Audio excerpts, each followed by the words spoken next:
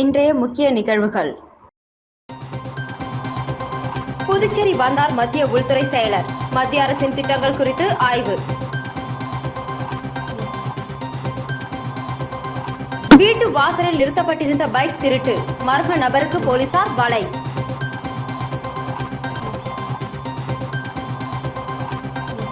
நாட்டின் பாதுகாப்பில் சமரசத்திற்கு மத்திய அரசு இடம் அளிக்காது.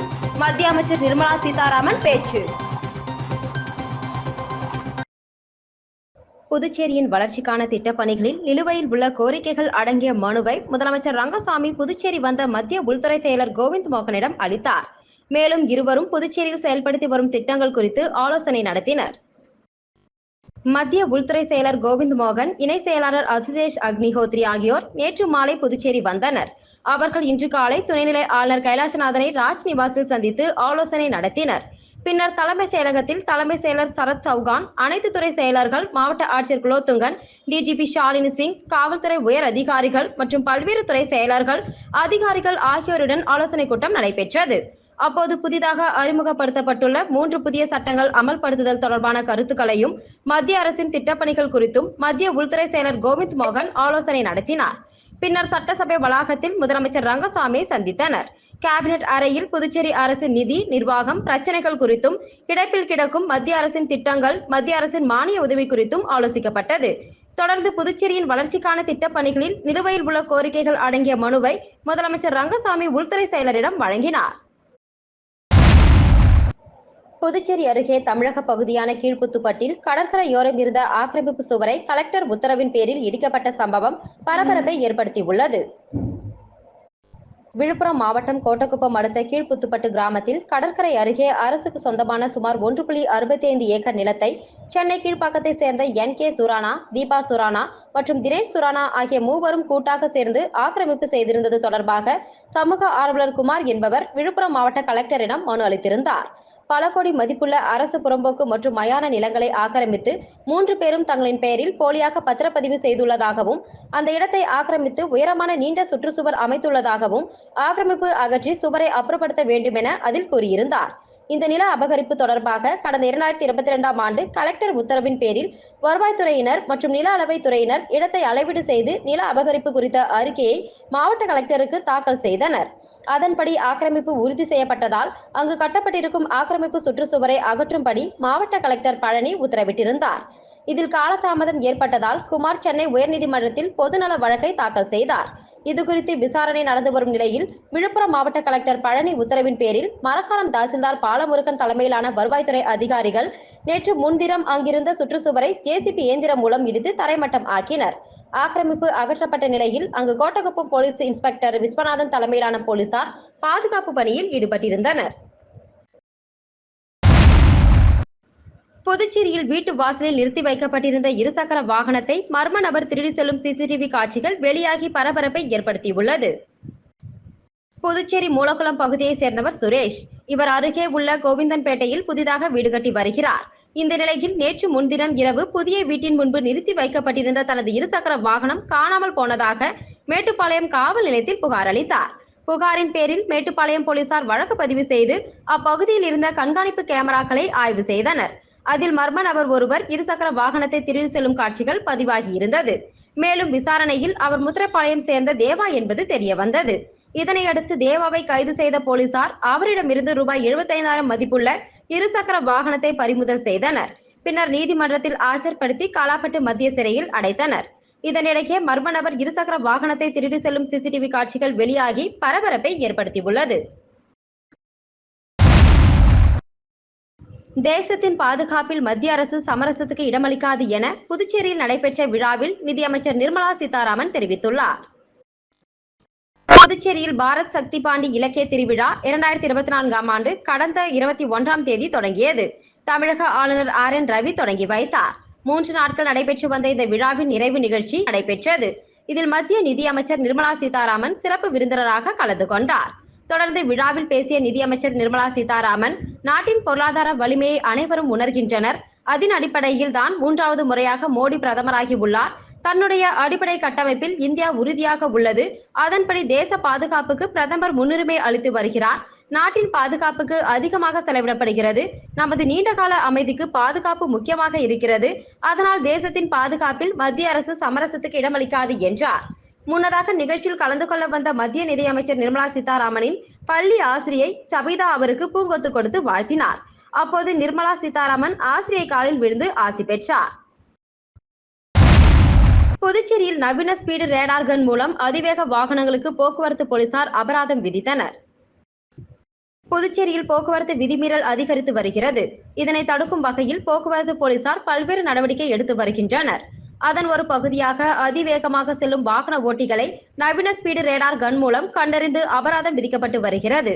அதன்படி கோரிமேடு போக்குவரத்து காவல்துறை இன்ஸ்பெக்டர் சுரேஷ் பாபு தலைமையில் போக்குவரத்து போலீசார் லாஸ்பேட்டை ECR சாலையில் ஸ்பீடு ரேடார் கன் மூலம் அதிவேக வாகன ஓட்டிகளை கண்டறிந்தனர்.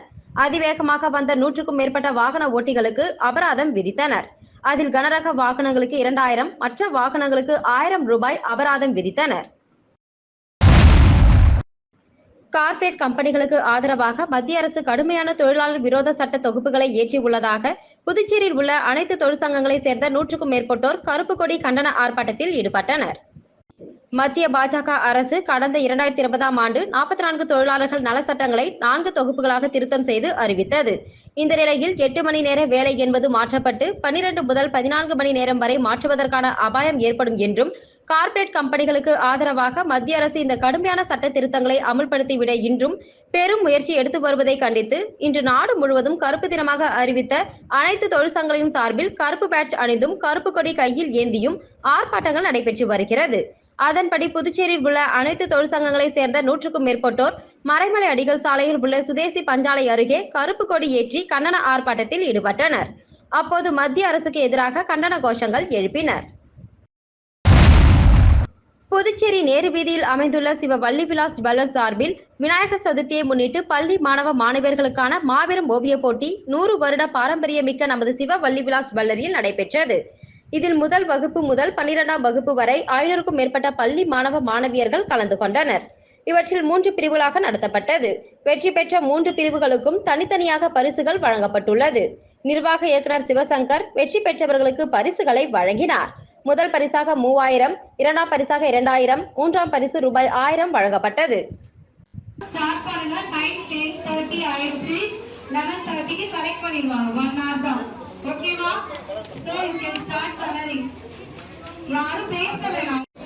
All the best. நல்லா பண்ணுங்க.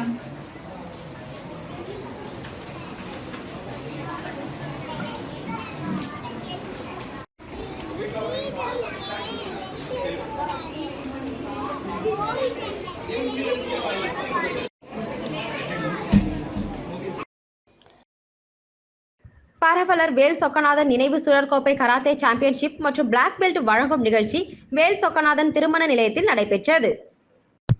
நேற்று ஞாயிற்றுக்கிழமை காலை 11 மணிக்கு நடைபெற்ற இந்த நிகழ்வில் வேல் சொக்கநாதன் குடும்பத்தை சார்ந்த இசைக்கலைவன் பங்கேற்று வெற்றி பெற்றவர்களுக்கு பரிசுகளை வழங்கினார். இந்த நிகழ்ச்சியில் பாஸ்கர், செல்லப்பெருமாள், வழக்கறிஞர் ரீனா ஐஸ்வர்யா, தனலட்சுமி, விஸ்வசுந்தரம் மற்றும் வெற்றிவேல் ராஜேந்திரன் ஆகியோர் கலந்து கொண்டு சிறப்பித்தனர். இதற்கான ஏற்பாடுகளை காகாய் கராத்தே இன்டர்நேஷனல் பள்ளியின் துணைத் தலைவர் ஞானசேகரன் செய்திருந்தார். நிகழ்ச்சியில் பல வயதிற்கேற்றார் போல நடத்தப்பட்ட போட்டிகளில் வெற்றி பெற்றவர்களுக்கு பரிசுகள் வழங்கி சிறப்பிக்கப்பட்டது. நிகழ்வின் இறுதியாக பேசிய அறக்கட்டளை நிறுவனர் மற்றும் திருமண மண்டபம் உரிமையாளர் நலச்சங்க தலைவர் இசைக்கலைவன், ஆண்டுதோறும் நடைபெறும் புரவலர் வேல் சொக்கநாதன் நினைவு சுழற்கோப்பை கராத்தே சாம்பியன்ஷிப் மற்றும் பிளாக் பெல்ட் வழங்கும் நிகழ்ச்சிக்கு மண்டபத்தை இலவசமாக வழங்கி வேல் சொக்கநாதன் அறக்கட்டளை மூலம் 10,000 ரூபாய் நன்கொடையாக தொடர்ந்து வழங்கப்படும் என்பதனை அறிவித்தார்.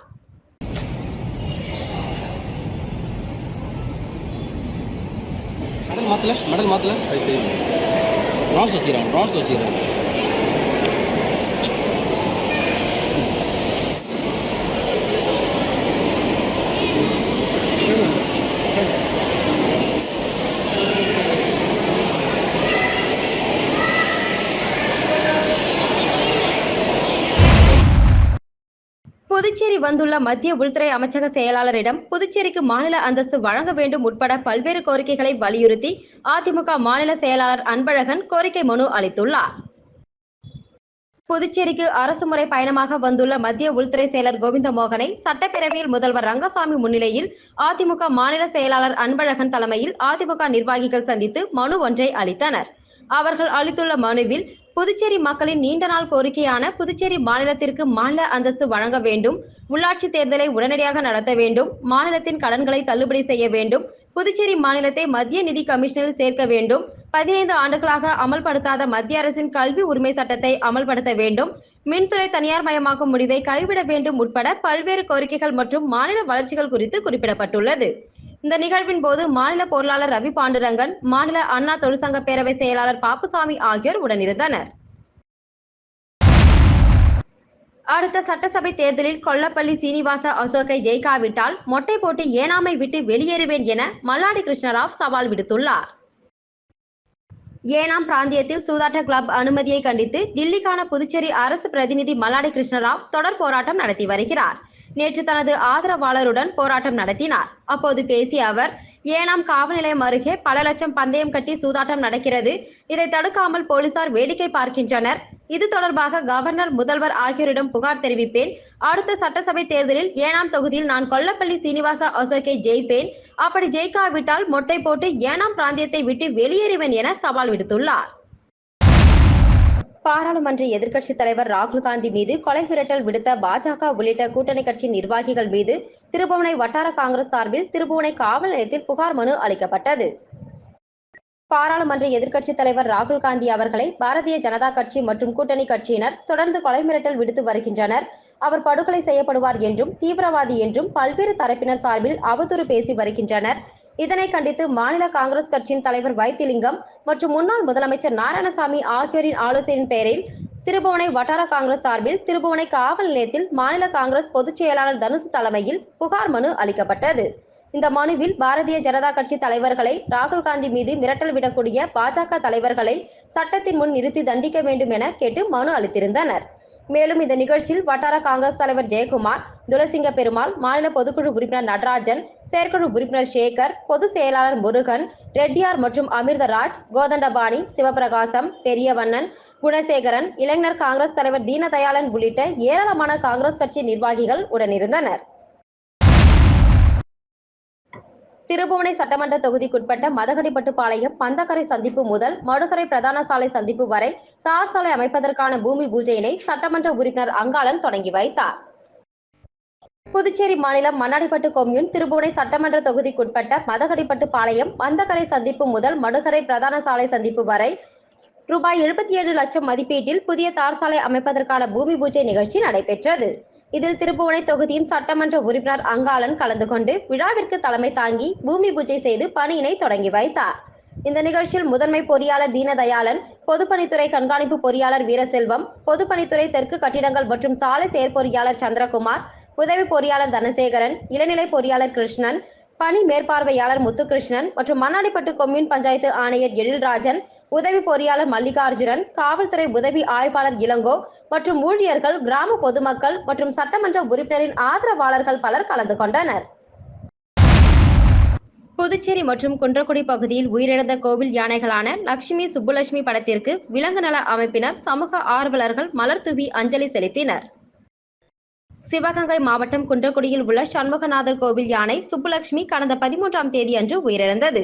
இது பக்தர்களிடையே சோகத்தை ஏற்படுத்தியது. தொடர்ந்து பல்வேறு பகுதியில் யானை சுப்புலட்சுமிக்கு அஞ்சலி செலுத்தப்பட்டு வருகிறது. இந்த நிலையில் அண்ணா சிலை அருகே சுப்புலட்சுமி மற்றும் புதுச்சேரியில் கடந்த 2 ஆண்டுகளுக்கு முன்பு உயிரிழந்த லட்சுமி யானைகளின் புகைப்படத்தை வைத்து விலங்கு நல அமைப்பினர், சமூக ஆர்வலர்கள் மலர் தூவி அஞ்சலி செலுத்தினர். மீண்டும் இன்றைய முக்கிய நிகழ்வுகள். புதுச்சேரி வந்தார் மத்திய உள்துறை செயலர். மத்திய அரசின் திட்டங்கள் குறித்து ஆய்வு. வீட்டு வாசலில் நிறுத்தப்பட்டிருந்த பைக் திருட்டு, மர்ம நபருக்கு போலீசார் வலை.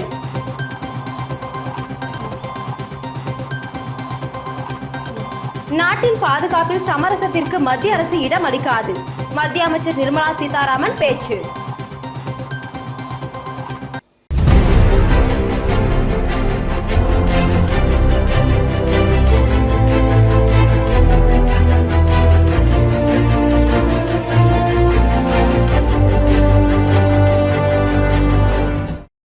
செய்திகளை உடனுக்குடன் தெரிந்து கொள்ள ஆஸ்கர் யூடியூப் சேனலை சப்ஸ்கிரைப் செய்யவும்.